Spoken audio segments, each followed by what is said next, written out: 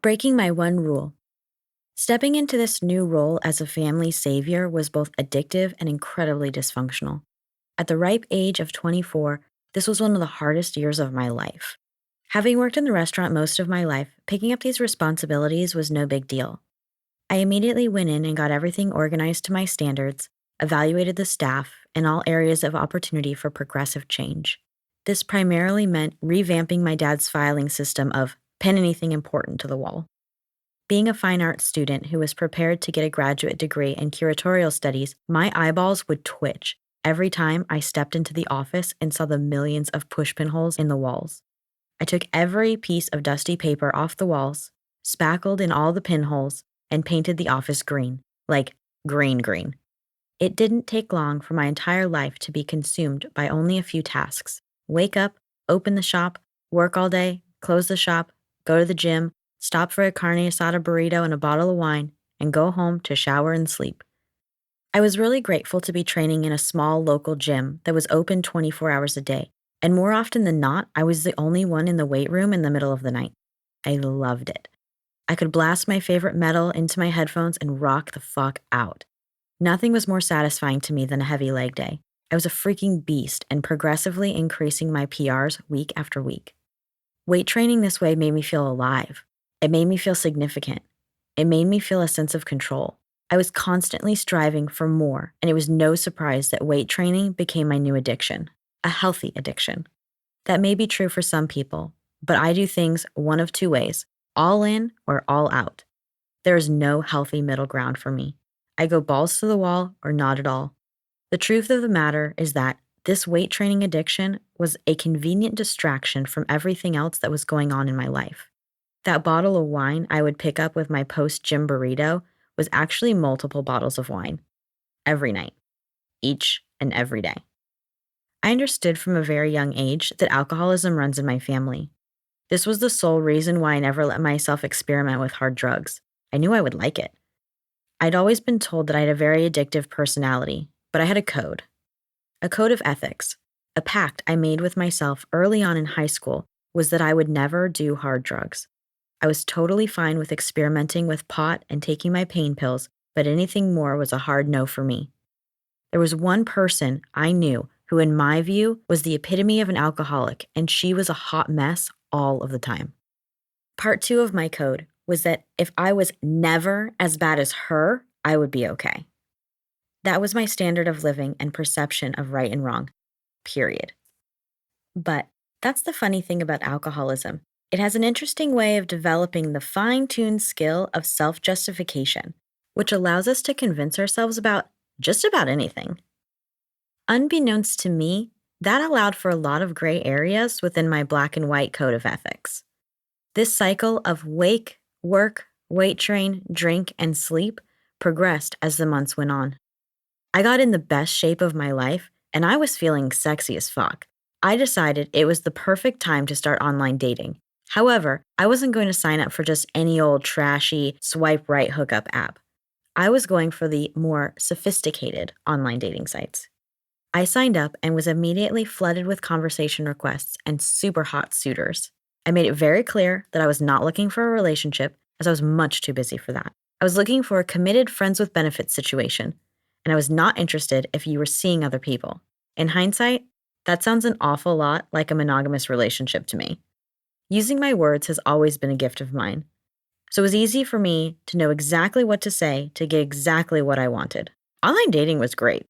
While the sex was great for stress management, the deeper I went into this cycle, the more I was needing more wine to be able to go to sleep at night. I would finish a bottle, I would need just one more glass to calm my mind down enough for bed. Just as quickly as the second bottle would be opened, I would look up and it would be gone. A 2 to 3 bottle night became the norm in order for me to sleep. After every night of drinking alone in my apartment, I would wake up and hop in the shower. Like clockwork, as the water would be washing off my face, I would start to get a feeling of acid reflux in my chest. I would take a deep breath and then immediately start excessively gagging and dry heaving. This had been such a normal experience since college that I didn't even think anything of it. I'd get myself together enough to open the restaurant and get to work all the same. No one would be the wiser.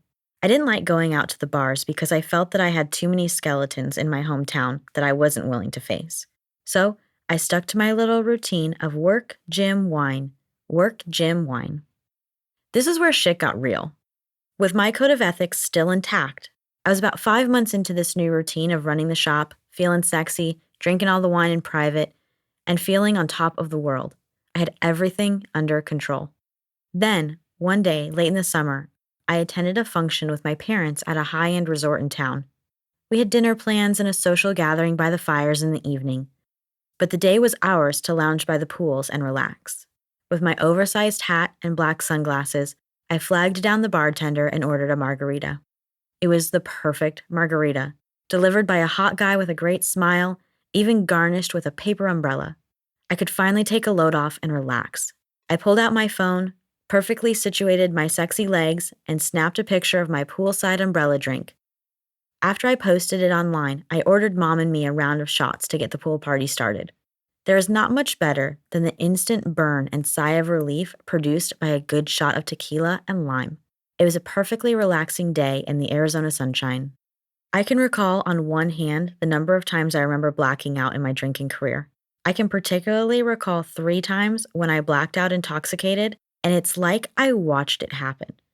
I remember the exact moments before the blackout, the going into the blackout, and coming out of the blackout. I was just not ever a serial blackout artist like some drinkers.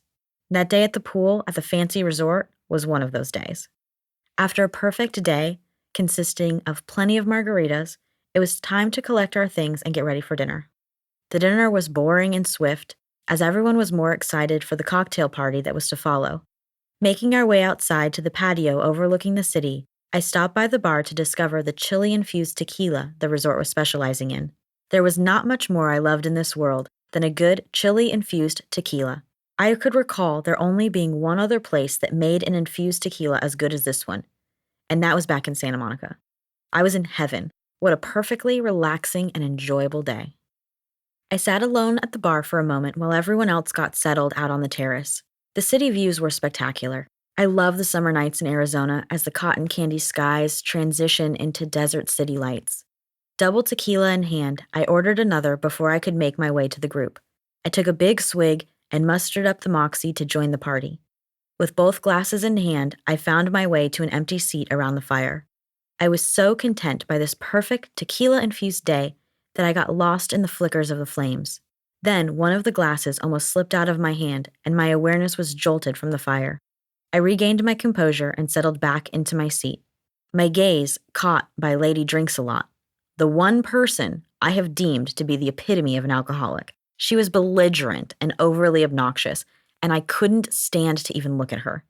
I reverted my attention to my tequilas and gazed back into the fire. As I did so, I had this deep knowing from the pits of my soul that I was about to black out. Everything else around me grew quiet, and I felt completely at peace.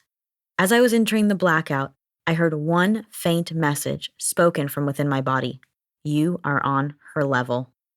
And then poof, I blacked out. My parents and I were sharing a hotel room that night, and as I came to in the morning, they were both already awake. Fully clothed and sitting on the bed next to me, they peered over their coffee cups as if waiting for me to wake up. Before I could even pull my feet out of the bed, they began sharing all the completely embarrassing and mildly illegal shenanigans I'd gotten myself into the night before. As they went on, I remembered nothing. They told me all about my after-hours activities, breaking into the pool, and coercing poor behavior upon a few younger minds that were present for the evening. I still remembered nothing. Looking for my mom, who was doing most of the talking, my dad gave me a look I have only ever seen one other time in my life. The look that said, I'm not mad, I'm just disappointed. My heart shattered. I had completely failed my good girl training.